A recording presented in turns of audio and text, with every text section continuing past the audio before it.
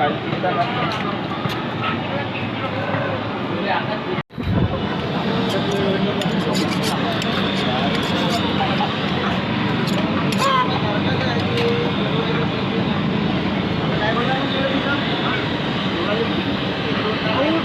एक तासात गाडी येऊन जाईल थांबावं लागत.